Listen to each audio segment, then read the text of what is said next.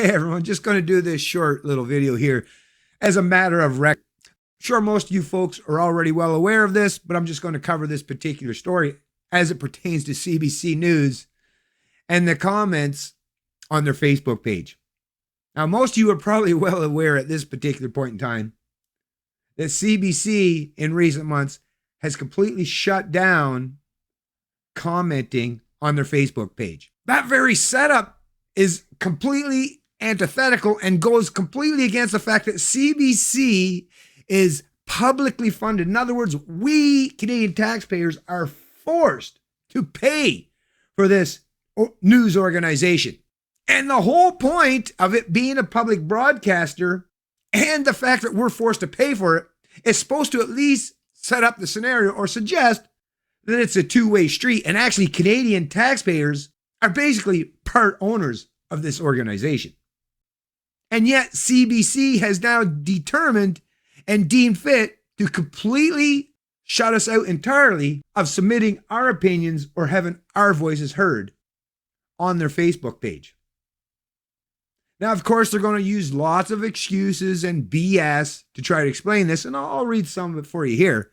But in reality, we all know the true reason underlying this decision, and that's to silence and suppress voices like my own or others who challenge the narrative that they constantly try to churn out from that particular organization. It's really hard to propagandize the people of Canada if you allow others to submit opinion pieces or comments that challenge that narrative. Now, isn't it CBC? Headline out of CBC News, editor's blog, CBC is keeping Facebook comments closed on new posts. We hope to make online spaces safer by minimizing harassment and abuse of our story subjects, commenters. This is reported by Brody Fenlon, November 1st, 2021. Earlier this week, veteran CBC News journalist and host Carol McNeil signed off after a 34-year career with the public broadcaster. In her closing remarks, which you can watch below, McNeil thanked her audience and reminded the rest of us what the public expects from journalists: precision, competency, straightforward questions, and context. You like it when someone is challenged but not shamed or embarrassed, McNeil said of the audience. You don't want us to cower in the face of pressure. You want us to work with no fear and no favor. But what resonated most for me was McNeil's commentary on the state of public discourse, misinformation, and hardening attitudes about journalists. I believe strongly that as journalists, we are in service to you, the public.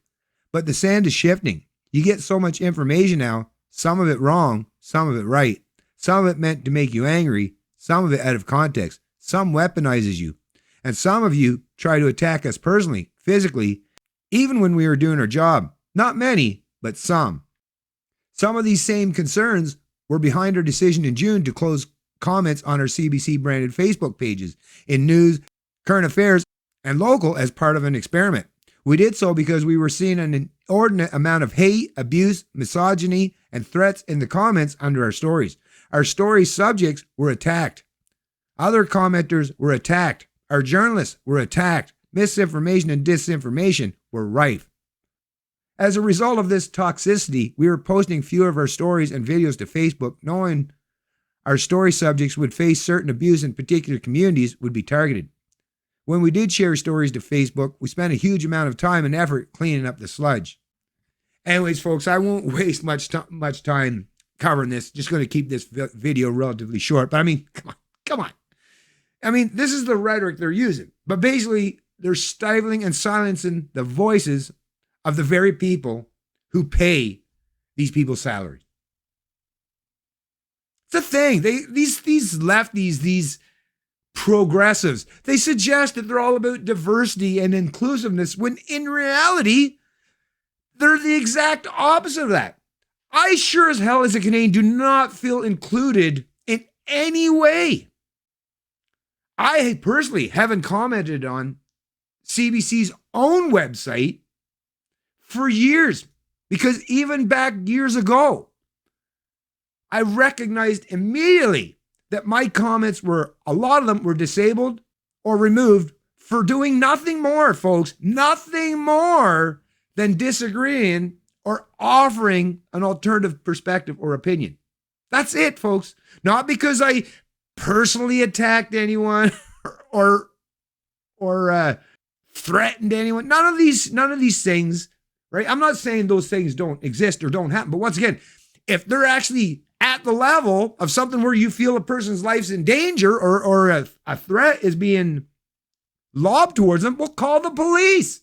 Call the police. You don't shut down everyone else's voice for the acts of a few. This kind of collective punishment, well, these are collectivists at the end of the day. These are authoritarian collectivists. So this is the kind of tactics that they turn and pivot to, right? Silencing everyone's voices because there might be the odd person or small group of people who will do things that, once again, if they're doing things that are truly criminal in nature, rather than just saying words you don't like, then call the cops on them. No need whatsoever to shut down or silence a large swath of the Canadian population who want to have their voices heard. Anyways, folks, I'll place a link to this article in the description of the video below, and I'm moving on to the next one. It's Canadian Libertarian, and I love liberty.